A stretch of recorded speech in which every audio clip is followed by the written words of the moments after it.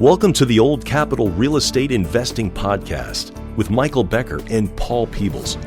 During this program, you will hear interviews with real-life successful investors who will share their stories and provide useful advice on how to acquire, finance, and operate apartment complexes. Now, here they are, Michael Becker and Paul Peebles. Welcome to the Old Capital Real Estate Investing Podcast. I'm your host, Paul Peebles, National Underwriter for Old Capital. And joining me typically would be the man himself, the governor of the great state of Texas, Mr. Michael Becker, but he is on another due diligence assignment. So it is just myself at the helm today of the podcast. Don't forget, if you find value in our podcast, go on to the oldcapitalpodcast.com website and download the 17-page white paper report on Multifamily 101. It's a great kind of a checklist of things you should be thinking about if you're thinking about buying a multifamily property in the future, and maybe some of the changes that have gone on with multifamily that you need to be aware of, and so that you can understand how these transactions are put together. So go on to the oldcapitalpodcast.com website and join us on that. I think you'll find a tremendous amount of value in that piece. Also, too, Michael Becker's due diligence report will be in there, too, so you want to download that, too. So, in the podcast today, we have, I don't know if you've heard her voice before, but it is Julie Peterson. And if you haven't heard of Julie, she's definitely a fireball, and she's highly visible on social media. So get to know her. She finds solutions for borrowers. You want to visit with her and find out what Old Capital can do for you. So Julie is our co-presenter today. So Julie, thanks for joining us. Thank you for having us. Fantastic. So let us introduce our guests. And these are clients of Julie that she's recently closed a transaction with. Fortunately, I think we're fortuitous that she was able to close this before the coronavirus. And so they're going to talk a little bit about inheriting a property, buying a property after right before this whole coronavirus started. So I'm anxious to hear a little bit more about what these guys have done. So first-time sponsors Gary Van Bortel and John Belinsky purchased a small apartment building in Syracuse, New York earlier this year. Syracuse is in upper state New York. Yes, it's the Erie Canal, state capital of New York, and home of Syracuse University. The general Syracuse area has a population around 700,000 people. And so today we visit with Gary and Jen and talk a little bit about their journey and how they purchased their first property. I think you'll like this one. Guys, thanks for joining us. Thanks for having us. So let me throw it over to Julie and let's begin our conversation. Thank you, Paul. This is great to be in the podcast. I'm so excited. We've worked really hard, John and Gary, to close this. So welcome you to the podcast as well. So, we do know that there's a lot of multifamily in Texas, and I am here to tell you that there is life outside of Texas. And so you guys being in upstate New York, how's the weather? Has spring sprung? We've had a few days now, and 60s are supposed to be hitting maybe 80 next week. So you guys are in your bathing suits, I'm sure, right? 2 weeks ago we had snow yet, so it's ever changing up here. Don't put the skis away yet. That's for sure. So Gary and John, what do you do for a living? Gary, we'll start out with you first. Okay. I am an engineer for a large bank that is primarily headquartered up in Buffalo, New York, and has branches throughout the Northeast, New York, New Jersey, Connecticut, and Washington. So. Wow, that's great. Great. Do you travel with that, Gary? No, I don't. I actually work at home most of the time. So being an engineer, I've got access to the network just about anywhere I can be. So it's nice. It's good in that respect. And great for coronavirus. So your office is absolutely fine, right? My office is right here. Yeah. Great. How about you, John? What do you do? I work for a HVAC mechanical contractor here in Rochester, New York. It's one of the largest in our area. And I work in the industry of refrigeration and heating and cooling and stuff like that. So it's good for the background of due diligence. Definitely Right. How did you guys meet each other? How did you get this started, this partnership? Well, we met through our national RIA group. We have meetings a couple of times a month, and John and I met through that. And it was a instant partnership? We were just talking the same tune. We both were part of a mentorship program, and the same one, as a matter of fact. And that's pretty ironic. Talking commercial apartments, and yeah. Well, part of it too was Gary and me both went to training at different times, but when I came back from mine, which was after his, we kind of connected, and I think it was a big relief to his wife because he could talk to me and not have to bore her with all the lingo in our business, and we were able to kind of help each other kind of work through some of the learning curve at the beginning. So it was nice to kind of have someone else I could talk to. Yeah. So unlike the sports, you guys were speaking multifamily. So your wives are. I was taking my wife on showings. I think I took her on 2 or 3, and she had about had enough. I was, come on, put on your best looking, clothes and jewelry. We got to go look like we've got a lot of money. And yeah, there you go. Sit down and impress these people. And so it was great to have John and I go together now. We were both, more engaged in the process. Now, did you own any multifamily in the past? Single family? What is your experience? Yeah, we both do. I was up to 17 units. I just recently sold a couple this summer to kind of help raise some more funds for more apartment buildings, larger buildings, but I self-manage them, and I have for about 20 years. So I started before I was married, bought a couple, and then got married and bought a few more after that, and then went through a period of refinancing and buying even more. So I still have 13 of them now. Nice. I'm self-managed. How about you, John? I'm also single family homes. Was trying to do a little middle of the road, like not low class, but higher class houses, and was doing well with them, but then learned about big multifamily and pivoted on a dime. I was like, this is my future. And I stopped buying, and but I do manage my own properties. We do our own turnovers, but it's nice to look at bigger and better things. Definitely excited. Yeah, definitely. So your first time multifamily buyers, can you take us a little bit through how long the process was from the time that you found the deal to the time that you closed it? What was the time frame there?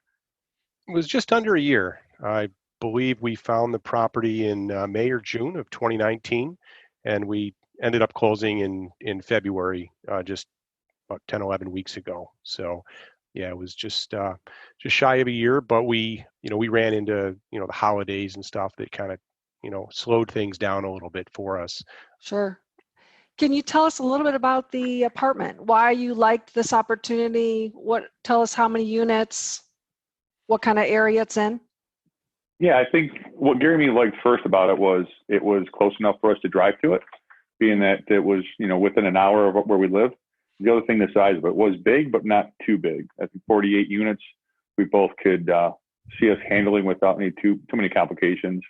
So we felt comfortable with the two things, that the location and size was really the attractive. My family, actually, it comes from the area this apartment's in. And 2 blocks away, my grandparents lived for about 50 years. So I actually was very familiar with the area. Gary was the first time I ever saw it, but it was for me, it was a very comfortable place to go to. I knew it was a good area, and it had some very good high value there for us to go into. And Gary, I don't know what your thoughts were you want to throw on there, but I know you were kind of like just listening to what I had to say because you weren't too sure about the area at the time. Yeah. Well, I didn't know Syracuse very well. I spent a lot of time in Buffalo, which is west of Rochester, which is primarily where we're from.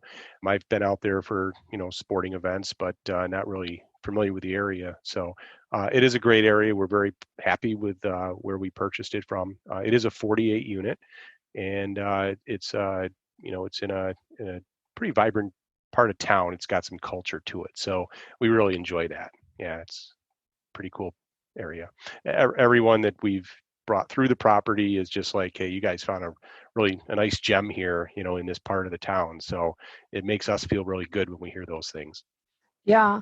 Now, guys, there's always challenges, right? I mean, any kind of deal that you get in, whether it's single family or multifamily, there's always some challenges. And for our folks that are listening here today with us, can you take us through a couple of the challenges, things that you maybe didn't see, maybe from start to finish, maybe 3 or 4 challenges that you could share with us?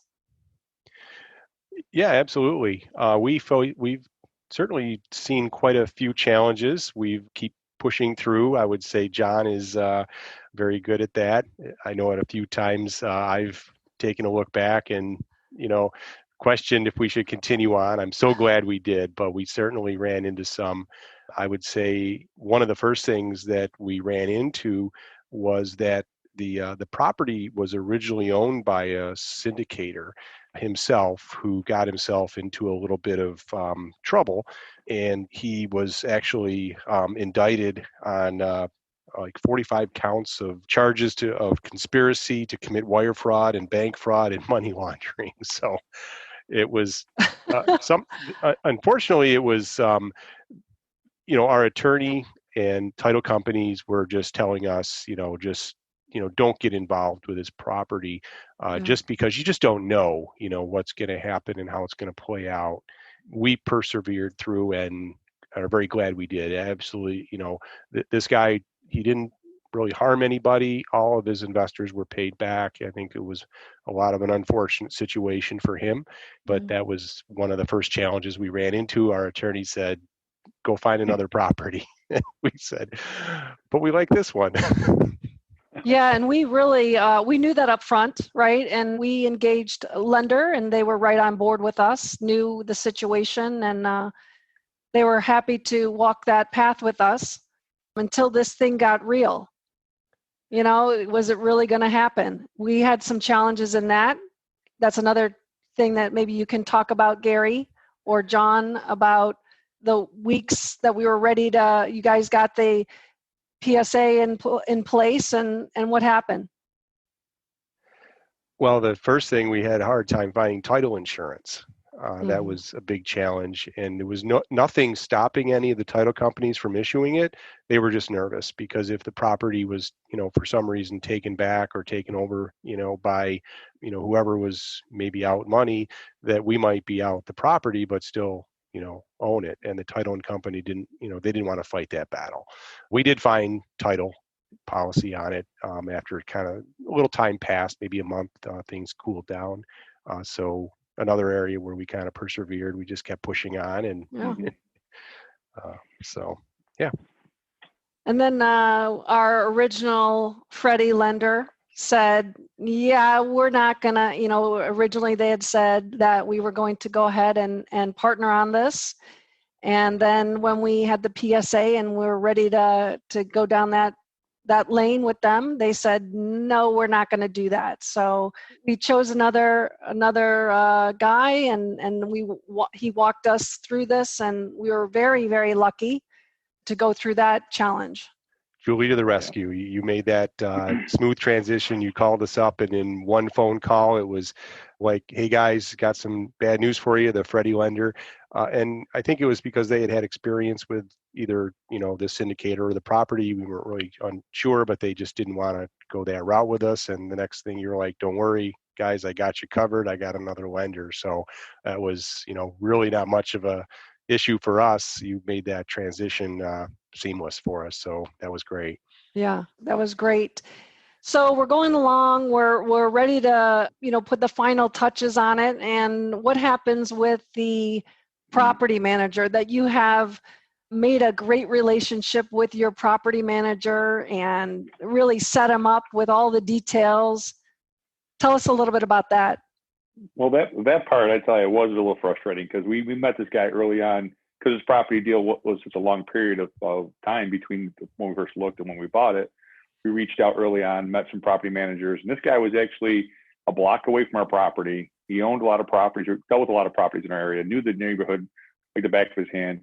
And he was reaching out to us like on a regular basis, trying to make sure if we needed anything, if there's, something happened in the neighborhood, he'd let us know about it. So we felt like this guy was really connected to our neighborhood, and he was really hungry to get our business. At the point of we were done with looking for property management, then the lender came back and said, sorry guys, he's not big enough for what we want to see, and you have to go back and find somebody else. And I think at this point, we were close to a point where we needed to have a lender in place or a property management in place. So we were kind of scrambling because we knew the other ones we looked at we weren't very happy with. So we had to go find some more because we weren't going to hire somebody we weren't happy with just to satisfy the lender. we wanted to find somebody we could work with and grow with and hopefully have a long relationship with. But I think in the end, it worked out. I think we found a couple more property managers. The one we ended up with, I think, is more in line with what we're doing and has a good company around him, and has definitely a good reputation in the neighborhood. So it might have worked out better in the end, but it was very frustrating when we were told, no, you can't have what you want, guys. Sorry. Yeah, and probably, looking back now, and talking to some of our listeners, that to keep in mind when you are looking for a property manager, to make sure that you're looking at a property manager that is managing the same, if not more, of the same type of asset that you're looking to purchase. Sounded like, as I recall, this property manager was more doing single family assets as opposed to larger multifamily. So keep that in mind moving forward for our listeners. I think it's really important. So we're in the due diligence time. We chose to do it at right around Thanksgiving, or was it Christmas? Oh, wait, was it New Year's? No, it's Valentine's Day. We hit them all. All of them. We did. The trifecta. Oh my goodness. And doing the due diligence, we also found the asbestos. And, typically we just want to keep it quiet. Not, we just don't want to touch it, right? I mean, that's typically the way that we move forward with asbestos. We just don't want to mess with it. But you guys... How old is this property? We got a couple of different reports on it, but I believe it's 1950. Okay, so asbestos was normal to have in a property in 1950, whether it was in the ceiling tiles or the flooring tiles or in some of the paint or somewhere on the property. So the 1930s, 40s, 50s, 60s, and 70s had asbestos on property. So that is not unusual, but let's keep going with the story, Julie. So we found it, everybody knew it. It's this age of property, but Gary and John, you addressed it with the owner, and tell us a little bit about that. Well, we were actually almost done with the due diligence process. So, and we had been back to the owner and had gotten a couple of concessions from him. He was a great guy to work with. And this was kind of a big find. And we were probably, I think we were right at like 2 or 3 days before our due diligence period was to end. And John and I were discussing it and realized that this was definitely something we needed to look into. We did request an extension, which he granted us to take another look at it, to get some contractors in there. And where we found it, most of the property was remediated, such as the pipes in the walls or wherever else. This was actually the flooring in the hallways, and that's it. The common areas, there was like 2 layers of carpet, which we saw was a big issue when we wanted to spruce the place up and make it much nicer. But underneath that carpet are these 6x6 tiles that are very famous for being of that. So we had it tested, and it came back, both the tile and it does have the asbestos in it. Nothing in the walls. There's nothing else to be concerned of, but it is, there's 2 buildings and 4 floors each. So there's quite a bit of space there. So we did request a little more time from the seller to look into it and come up with some numbers on it. And then we had a conversation with him about, possibly, a reduction in price. And again, we were like, I think this was probably the second or third time we had come back to the seller. So we were, a little uneasy about, we didn't want to lose the deal. We decided that, will we continue to move forward if he just says, I've had enough. And, fortunately, the seller was fantastic. He kind of met us in the middle, which we were happy with. That's kind of what our expectation was. It's a big dollar amount because you've got to do the abatement process is quite involved. But tell me a little bit about that. What was your concern with the asbestos, and what was the cost that you were finding out that it would take to abate this? I think the issue was that we both knew if we bought this property, we were going to upgrade the hallways because of issues of the carpeting looked terrible, and you couldn't remove the carpet without affecting the asbestos tile. So we had to address that issue in order to do the upgrades we wanted to do. So we knew this had to be a deal that we had to make this happen to make this deal work for us. So we started investigating into different remediation companies, got different quotes, and luckily came back with numbers that were not too crazy because, of course, going into it, me and Gary are thinking of all these numbers. It could be, $200,000, $300,000, $400,000. And if it was, there's no way we could make this deal happen. Finding the right large abatement company that was able to give us a good price, kept it below $100,000. When we went back to the owner, let me step back one step. One thing I was thinking about too, when this all happened, me and Gary are both got the prices and we're both like, we can't make this work if he doesn't come down in price. Mm-hmm. We were both stressed about it. But what happened was we reached out to another syndicator that we know and talked to him. And he had some good suggestions to us, like, you guys got to look at this in the right mindset. When you have an issue like this, you can't go to the owner with the problem. You got to go to the owner with the fix.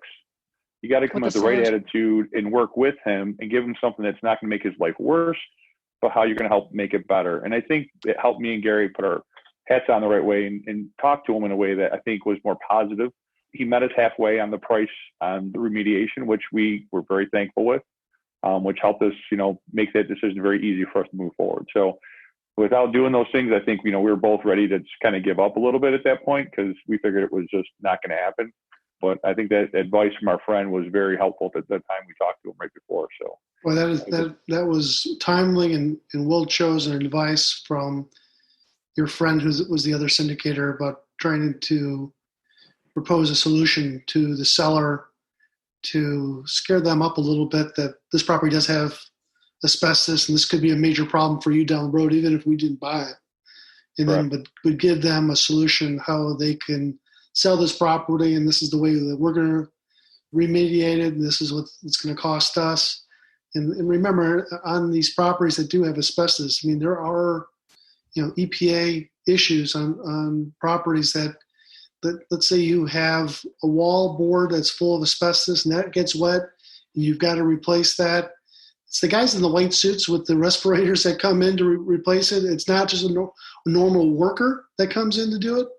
So there are additional costs if you do have a property. And then also typically you have a lead-based paint, and it's called an operating manual that also features asbestos in that and how to take care of that in case you do it. And you usually typically get that from the lender, and they give you, it's probably about a 120-page report that talks a little bit about, in the future, if you do run into a problem, this is how you mitigate it. So very good advice from your friend. Keep going, Julie. So the next thing I wanted to just reach out, and we talked about being new to multifamily, not having experience in multifamily. So we were thinking about taking the Freddie lane that says if you live close by, we'll do, Freddie will consider you with a third-party property management company. But our lender was so wonderful, we were able to take it onto Fannie. And we were also able to get you more loan dollars, which, we didn't know until the very end that we were going to be able to get the larger loan amount on a Fannie. So I think that, being typically new investors like yourself don't normally get to have a Fannie product. So I think that we were really excited about that. We could offer that to you. I think we did very well, Julie. Being the first time through, I'm not sure that we quite understand how well we did, but we're very happy at the end with the terms of the financing. So that was terrific. Like you say, we are basically unexperienced multifamily owners, so they generally don't give you all the things I think that we were able to get. So it worked out very well for us. Yeah, and I think the interest rate came in lower too than what we had anticipated. So that all ended up so positively in the end. Yeah, there was it must have been a matter of days or a week where the market fell out at the time where the COVID news came about, and it caused our rate to drop surprisingly very well in the right direction for us. And it was right after we closed, it went right back up. So we're very happy with that. Yeah. And when we work with Freddie loans, they're going to lock in the day that you sign your application. And being in that we were going on a Freddie or on a Fannie rather, it took us a little bit of time to get that underwritten and approved and get the sheet, the commitment from them. and it was actually to our benefit. So that all worked out really, really well. And I want to switch to, how did you put this together? Where did you come up with the capital? Tell me a little bit about that experience. Well, I think both Gary and me went into this being taught. You go to your family and friends and connections that you have to raise money. And, we both kind of looked at each other at the time we got together and really started working on this stuff, that we knew that probably wasn't going to be our source of raising capital. And we realized we had to do something else. We knew some other people that were doing local meetups in the areas that we're in. And we thought that would be maybe our best way to attack this and try to get connected to people. We really weren't sure what was going to come out of it, but we figured, let's go do it. The worst thing's going to come out of it, we're going to probably learn a lot about what we're doing because we're going to have to educate other people. And our plan was to just kind of talk about syndication, the basics of it, and what it takes to buy a property and the due diligence and going through step by step. But I think right away we saw that we were getting a lot of traction especially with local RIA members that knew us. We're bringing in other people, and our group grew pretty quickly for us. I think we were happy to see, over 50 people within the first 2 or 3 months. And we were getting probably an average about 22 to 25 people per meeting showing up, which, we expected to have like 5. And at the end of the day, when we were looking back, we're both kind of shaking our heads like, what did we do? Why are they so excited about this? But, we were glad. And that really where our main base of our investors came out of our meetup, being able to kind of bring them along the trip with us, educate them, show them what we're doing. And when the point came to raise the capital, they were already kind of prepped on the deal. So it wasn't a lot of hard work to sell them on. It was just kind of logistics and making them comfortable that we were going to do a good job for them. I think that was the only thing at the end we had to really work through. Gary, I'm sure you want to add something to that. Well, we just try to be open and transparent. We lay it all out. We're both local. We put our names and addresses on our offering memorandum. If, you can see we're not going anywhere. We're both family guys with, with our kids. And so, I think building that trust and having the in-person meetings, we tried to educate as much as we could. We do some networking. We put together a little presentation so they get something out of it. We also threw in a little mixer. So we... I was going to talk about that. That was John's idea. You had them signing, was that before the 2 beers or was it after the 2 beers? Whatever it took. Our wives were already thrilled that we were gone so much, because we do go to the RIA meetings quite frequently, and then we started our own, and then we're like, well, now we're going to have a mixer. So we go out to John kind of came up with this. We find a local brewery. We've got a lot of them in the area, and we try a different one each time. And many people are really happy doing that. So it's, get a couple of beers in them and start talking real estate. So that's great. But we were very happy with the outcome. We've actually branched out to the next city now. We're kind of going east and west. And just before all this started, we were, doing that quite a bit more, but now it's Zoom meetings. Yes, right. So you took over in February. What have you done? What is, actually, I think it was the second day something happened. Or was it the third day? Tell us about, you showed up there one day, and was it the boiler? Okay. Yeah, this is my part, right, Gary? Yes, it is. So we were actually there it might have been a couple weekends in from owning the property. We were there doing work. Me and Gary go there on a Saturday and just try to get some things accomplished. And the interesting part was we're about to leave, and we're driving down the road, and I go, Gary, let's stop. I got to measure one more thing for a sign and this and that. And while I was there, our property super showed up and saw Gary sitting in the truck. And he goes, hey, what are you guys doing here? We're like, well, we're just leaving. He goes, the boiler's down. We're like, we've been here all day. Nobody said anything. He goes, yeah, it's down. So long story short, it was a broken part on it. It was a Saturday night. It was actually the night before. It was Sunday was Easter. And being that I have the background in mechanical systems and buying parts and this and that, I was able to actually open up a wholesale house to get me a motor and replace the motor while we were there and get it up and running. So we didn't have to spend, $1,000 to have some other contractor come in and do it. We had to just pay the cost of the parts for us. So it kind of saved us a little bit of money there. That is such a great story. I love it. Now let's talk about COVID. We're doing Zoom calls, but how is it affecting you and the building? What have you experienced? What has the building experienced? Man, you got thrown into this quickly. Yeah, right after we closed. So we haven't owned it long, and seemed like the world turned upside down on us. So March was our first month of rent collections. It went pretty well. In April, we started seeing some issues, and going into May. So it's a variety. It's not really one thing you can say that, we've got some tenants that haven't seemed to figure out how they're going to pay their rent. Their unemployment hasn't come through, or, for whatever reason. So we do have a couple of tenants occupying, the apartments that unfortunately we can't do anything about. And we've also had some challenges. Our property management company, although they are working as, quite well, they're pushing as best they can, they are under certain restrictions as well, such as showing the places and trying to maintain the social distancing. So, showing the places has been a little bit of a challenge for them. So, but we're making it through, and they are doing. We have a terrific leasing agent. She's doing a really good job. But yeah, we've got tenants that are having difficulty paying, and we're just going to have to ride it out. There's not much we can do. I have a feeling that many of them will come around when they get their finances together. But yeah, trying to show the units as well as some rent collections are probably a little lower than what we'd like. We're also dealing with the governor telling tenants they don't have to pay until the end of August.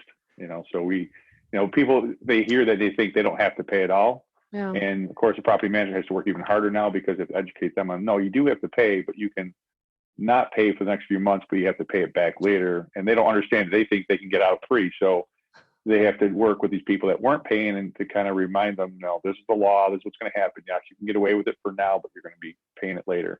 And I think that put a lot more burden on them too, because some people don't answer their phones and some people don't answer their doors, and they still need to get a hold of them. So that part has been kind of rough, because we know that can make things a lot worse, a lot quicker. Money's being owed, and it seems to be growing at this point. Yeah. But you're sleeping at night, and that's good, right? I am. Yeah, I love the areas though. Well, so, I kind of tend to get into the numbers a little more. Being the engineer and on the computer, I'm looking at things a lot, looking at the at the delinquency reports and the bills and the work orders and whatnot. So we're trying to not do the property manager's job for them, but it's hard for us. We're both very hands-on people. So it's like John was saying, we're there about every Saturday lately. We've got other projects outside of what the property manager is doing to improve the property that we're kind of undertaking ourselves. So we've been there quite a bit ourselves. So if you were to want someone to know about your experience that you've just shared, what is there one thing or two things that you wish you knew before getting into this transaction and going through it that you would want other people to know so that they don't have to go through it? I would throw out that it's, make sure you engage, if you're going to use an SEC attorney, to engage them right up front. We didn't realize until later on that, attorneys generally get paid at closing.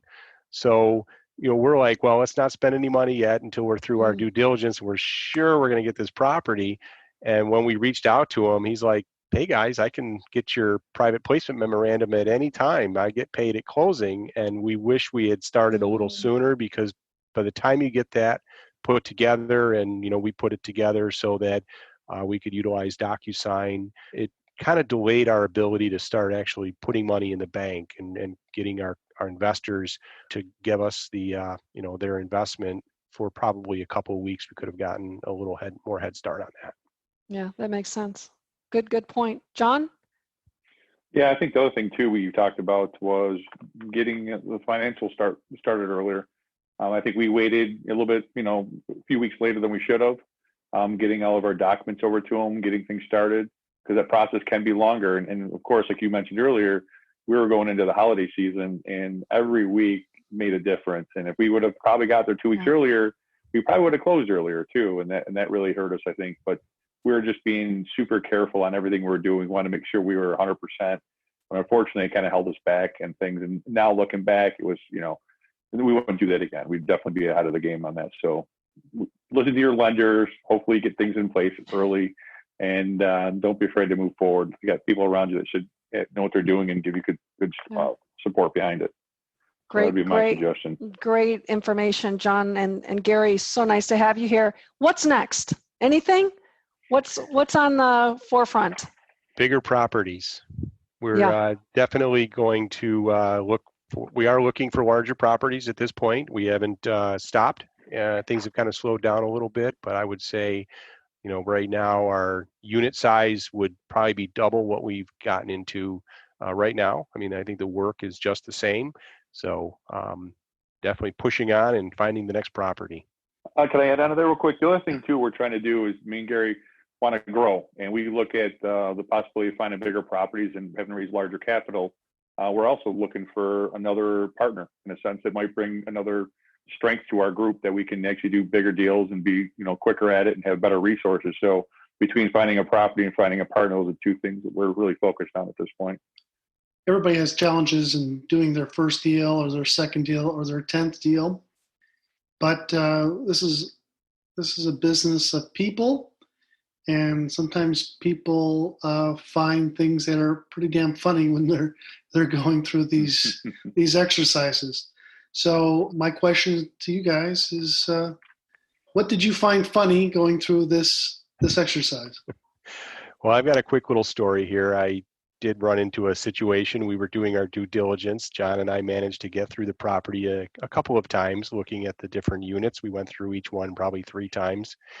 One of the times we were focusing on just checking the water pressure, the drains, and all the bathrooms and the sinks and whatnot. So we went into each unit and knocked on the door and went in. And this one unit we went into, the lady was like, "Yeah, sure, come on in." She was friendly and all, and invited us right on in. And I think John went to check out the kitchen faucet, and she pointed me right over to the bathroom, and said, "Go right in there, help yourself." And surprisingly enough, there was a gentleman in there taking a bath.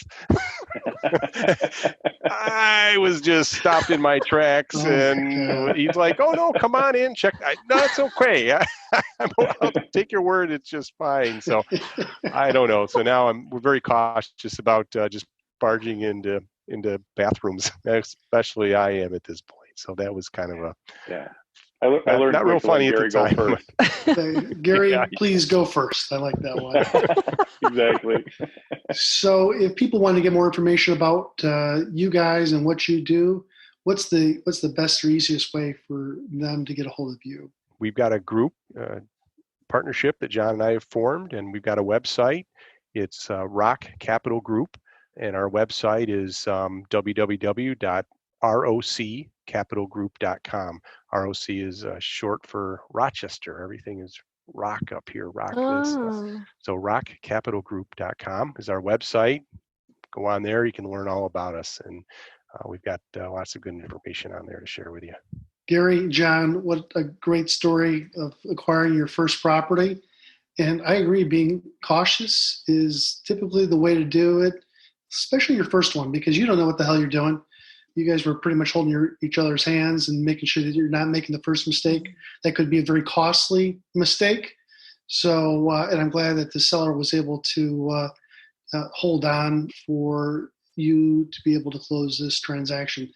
I know it sounded like a long journey to get there, but hey, you're there, and now you're going to take this as a stepping stone into your next larger transaction. Hopefully that'll be between 75 and 150 doors. So we wish you a lot of success. We appreciate your business. Julie, anything to add at the end here? No, I'm just excited to get you guys into the next one. It's really exciting to watch your growth. So thank you for the opportunity to serve you in a financial way. That's great. So that's great information from the guys, Gary and John. We appreciate you being on the Old Capital Podcast. We have Julie Peterson. I'm Paul Peebles. Have a great day. Thanks for listening to the Old Capital Real Estate Investing Podcast. Please join us at oldcapitalpodcast.com to sign up for our weekly email updates. We'll see you next week for another great interview.